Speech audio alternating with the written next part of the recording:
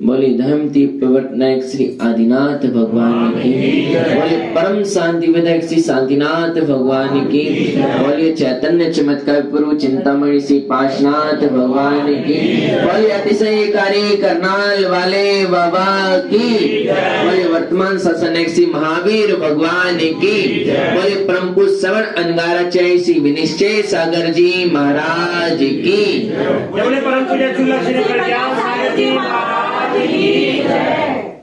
महानुभावों, आप और हम सभी मिलकर एक ऐसे महामंत्र का जाप किए जिसने मनुष्यों की तो बात छोड़ो, त्रियंचों को भी भव से पार उतार दिया। आप क्या सोच सकते हो कि जानवरों के अंदर क्या ही हम उम्मीद रखें, इनके पास क्या समझ होगी, लेकिन इस मंत्र के सुनने मात्र से उनकी भी नैया पार हो गई। जो बोल नहीं सकते, जो कुछ समझ नहीं सकते, जिनको उपदेश का भी कुछ फर्क नहीं पड़ता, मात्र सुनने मात्र से उनकी नैया पार हो गई, वो भव से पार लग गए। तो महानुभाव, अगर हम लोग बिल्कुल सच्चे मन से इस नमोकार महामंत्र का जाप करते हैं तो हमारा क्या होने वाला है।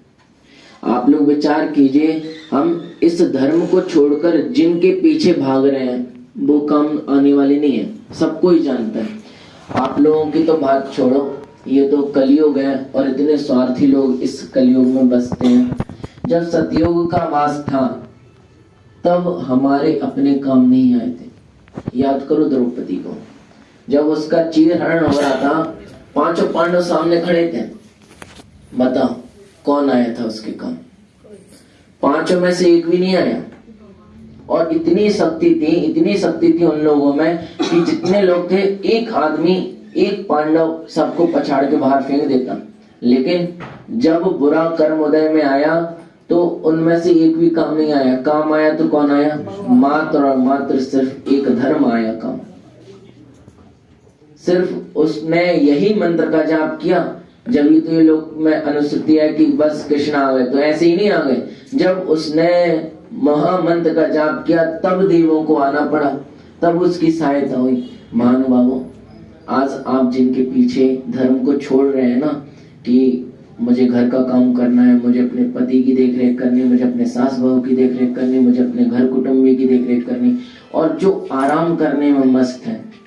यहाँ भी मैं देख रहा था, आ तो गए लेकिन आराम कर रहे थे। चिंता मत करो, कर लो आराम। अगर तुमने धर्म को धारण नहीं किया ना तो यही आराम तुम्हारी जिंदगी हराम कर देगा। सभी लोग अच्छे से समझ लेना बात को। साथ सिर्फ यही धर्म आएगा और कोई भी नहीं आएगा। आप चाहे कितने ही मेरा मेरा कर लो, ये शरीर तुम्हारा नहीं है तो पराये लोग कहाँ है? जब तक तुम उनकी बात मान रहे हो तब तक तो वो तुम्हारे हैं। और एक बात ना मानो, आज ही देख लेना, हमारी माताएं बहन इतनी सारी बैठी हैं, ना बनाना खाना, आज ही सबका असली रूप दिखाई दे जाएगा। अभी आ जाएंगे सारे तांडव नृत्य करते हुए आप लोगों के पास। क्यों? अगर तुम्हारे होते तो ऐसा होता, चल आज सारी जिंदगी बीत गई खाना बनाते बनाते, आज नहीं बनाया, कोई बात नहीं, मैं बना देता। है किसी के पास ऐसा पति? है किसी के पास ऐसे बच्चे? किसी के पास नहीं। चार बातें और सुना देंगे, खाना ना बना सकी, सो रही है। ऐसे ही डायलॉग मिलते ना आप लोगों को। देखो कितनी लंबी गर्दन हिला दी उन्होंने। आज तो महाराज जी सब डांस कर लेते हैं। कौन? ये कहते हैं कि मैं खाना बनाऊंगा लेकिन तू मंदिर चल। ये तो डिफेक्टेड पीस है भाई। मतलब कि सबकी दृष्टि से तो ये डिफेक्टेड है ना। तो महानुभावों, हमारे सिर्फ और सिर्फ काम में यही महामंत्र आएगा और वास्तविकता में यही धर्म हमारे काम आएगा, और हमारे काम कोई भी आने वाला नहीं है। आप चाहे कितना ही प्रयास कर लेना, कितना ही अपनापन जता लेना, कितना ही उनके लिए कर देना, वो तो एक ऐसी खाई है जो कभी भरनी नहीं है। आप मर भी जाएंगे तब भी आपके काम हमेशा अधूरे ही रहने हैं। लेकिन यदि आपने थोड़ा सा भी अपने दैनिक चर्या में धर्म को जोड़ लिया ना, तो आपके वो अधूरेपन को पूरा जरूर करेगा। आप कितना ही जोड़ लेना, धन जायदाद, स्त्री पुत्र और अपनों को कितने ही जोड़ लेना, साथ में कोई नहीं जाएगा। आपके पास सिकंदर का इतना महान उदाहरण है, साथ में क्या गया? उसकी अर्थी उठाने वाले पता कौन थे? वैद, ज्योतिषी, हकीम, डॉक्टर, रसायनज्ञ, सब यही थे। उसने पता क्या संदेश दिया कि देख लो, जिन पे हम अंधविश्वास करते ना, डॉक्टर मुझे बचा लेगा, अभी कोई बीमार हो जाए और अगर उसको घरेलू उपचार किया जाए ना, तो वो कहेगा कि लो मुझे मारने के पीछे पड़े। डॉक्टर को भगवान समझ रखा है, बस डॉक्टर के पास जाते, डॉक्टर ने हाथ पकड़ा, भले ही वो कैसी डॉक्टर हो, झोला छाप, हाथ पकड़ लिए, आधे से ज्यादा ठीक, दवाई खाई नहीं है, खरीद ली, बस 90% ठीक। अब फालतू की दवाई बस गले में चली गई, पेट में पहुंच गई, 95% ठीक। ये क्या हमने अपनी साइकोलॉजी बना के रखी है, ये हो गया यानी कि मैं सही हो जाऊंगा, लेकिन कुछ भी नहीं होता। देख लो सिकंदर को, उसकी अर्थी उतारने वाले यही थे जिनके सहारे तुम कहते हो कि अब मैं सही हो जाऊंगा। अगर कोई सस्ते डॉक्टर के पास ले जाओ, सही नहीं होता आदमी, बस 10-5 हजार रुपए एक बार में नष्ट भ्रष्ट हो जाए, आराम से सही हो जाता है।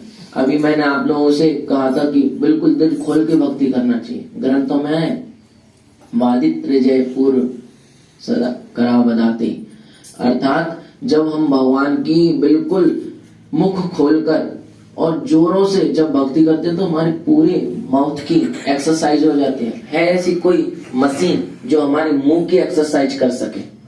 जो ये संस्कृत और प्राकृत भाषा के शब्द है, ये हमारे पूरी मुंह की एक्सरसाइज करने वाले हैं। और जो हम हाथों से तालियां बजाते हैं, अब तो सभी को पता है एक्यूप्रेशर क्या होता है, तो उससे हमारे सारे पॉइंट दबते हैं। लेकिन कौन सी ताली बजाने से दबते हैं? ये जो बिलायती ताली आती है इसको नहीं, हमारी जो भारतीय ताली ऐसे, इसको बजाने से, जो लोग ऐसे बजाए कुछ भी ना होता। तो महानुभावों, अगर हम धर्म को ही बहुत अच्छे तरीके से धारण करते हैं ना, तो हमें संसार की प्रत्येक वस्तु प्राप्त हो सकती है। और यदि हम धर्म को अच्छे तरीके से नहीं समझते और बस एक फॉर्मेलिटी के लिए, बस हम जैन हैं या फिर हमें कुछ प्राप्त करना है इसलिए हम धर्म को करते हैं, तो कुछ भी नहीं होता।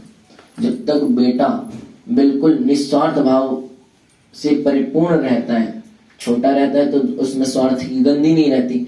और जब भी आपके पास पहुंचता है तो आप क्या कहते हो, बेटा क्या खाओगे, क्या तकलीफ है, आप लोग ध्यान रखते हो।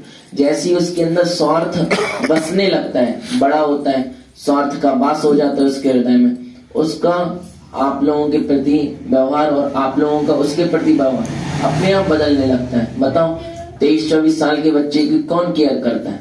कोई नहीं करता। क्यों? क्योंकि उसके अंदर स्वार्थ आने लगा। वो कुछ भी मांगता है तो आप लोग 10 सवाल करते हो, 20 जवाब मिलते हैं, तब आप उसकी इच्छा को पूरा करते हैं। और जब वो छोटा सा रहता है, वही बच्चा, उसके मना करने के बावजूद भी आप उसको जबरदस्ती खिलाते हो, जबरदस्ती गर्म वस्त्र कि अपनी अमृत वाणी से हम धर्मलाभ दें। चुलक सिंह प्रज्ञान सागर जी महाराज।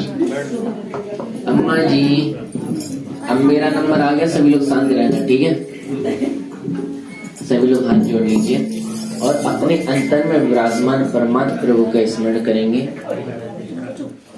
यदरिचा भावेना प्रमुदित मनादर दुरिहा, क्षणादासित सर्गी गुण गण श्रीमेधा सुख निधि, लवन्ते सद्भक्ता शिव सुख समाजम किमुतदा, महावीर स्वामी नयन पथगामी भवतु मे, महावीर स्वामी नयन पथगामी भवतु न।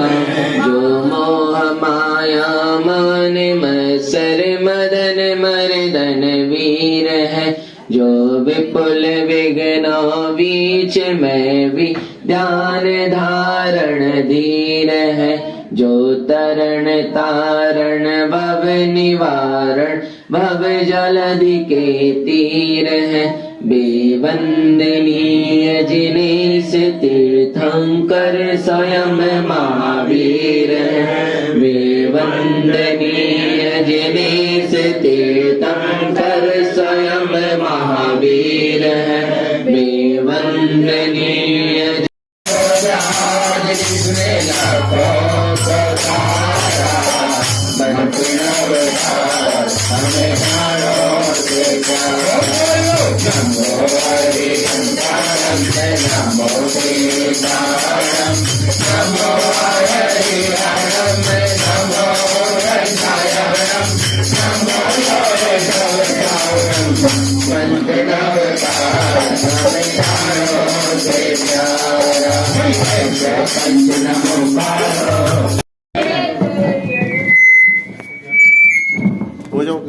बोलिए अहिंसा में प्रभु धर्म की, जैन धर्म की, भगवान महावीर स्वामी की, चुल्लक सिद्ध प्रज्ञान सागर जी महाराज की, सभी को सादर जय जी ने।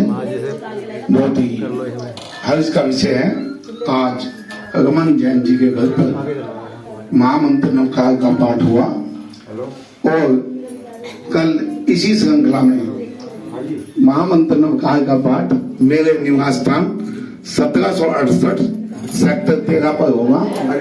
आप सभी वहां पर सादर आमंत्रित हैं। और आज मेरे शोरूम सैमसंग जो कलंदी गेट पर बनने जा रहा है, वहां का भी आज उद्घाटन है और आप सभी उस मुहूर्त पर पहुंचे। 10:15 बजे का मुहूर्त है, वहां पर सभी का स्वागत है। सभी पहुंचे कलंदी गेट पर डेरा कार सेवा के पास सैमसंग एजेंसी के सामने सैमसंग के नाम से दिव्यांग कंपनी और माया ट्रेड के नाम से स्मार्ट प्लाजा। हाँ जी, सैमसंग स्मार्ट प्लाजा। आप सभी को मोबाइल मिलेगा, इसलिए सभी आए। मोबाइल तो शायद ना मिले, जलपान अवश्य मिलेगा। तो सभी एक सेकंड आप बेचोगे नहीं मोबाइल? नहीं बेचेंगे, जाएंगे तभी तो मिलेगा। ये बात ठीक है। तो अब ये बात नहीं कही मुफ्त में मिलेगा, पैसे में मिलेगा, सबको मिलेगा। लेकिन बिल्कुल सभी का स्वागत है। सभी वहाँ पर पहुंचे। हाँ, पैसे लेके पहुंचना, खाली पहुंचना। कल भी महामंत्र नौका का जाप मेरे निवास स्थान 1768 सेक्टर 13 पानी की टंकी के सामने मधु चौधरी वाले ब्लॉक में पड़ता है। सभी वहाँ पर पहुंचने का कष्ट करें। 7:30 से 8:30 है और जाप का समय निश्चित है, इसलिए नहीं बताया। लेकिन अच्छा कि आपने इस बात को अमल में ला दिया। तो सभी अब मैं चुल्लक सिद्ध प्रज्ञान सागर